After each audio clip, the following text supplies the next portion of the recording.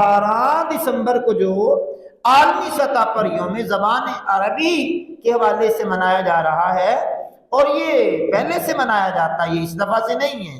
پہلے سے منایا جاتا ہے، تو عربی میں کم از کم ہم قرآن تو صحیح سیکھ سکیں نا، صحیح معنوں میں قرآن کی تلاوت تو ہم کر سکیں نا، ہم مسلمان کہلاتے ہیں۔ قرآن کریم ہماری بنیادی کتاب ہے،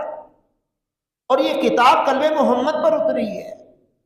اور اس کتاب کو لے کر کے جبریل آئے اور قلب رسول پہ اتری ہے، اور صحابہ نے جمع کیا ہے، عثمانی رسم الخط کے اندر جمع ہوا ہے،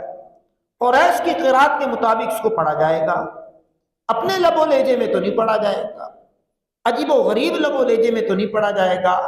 اس کو پڑھا بھی جائے گا تو اسی کے تلفظ اور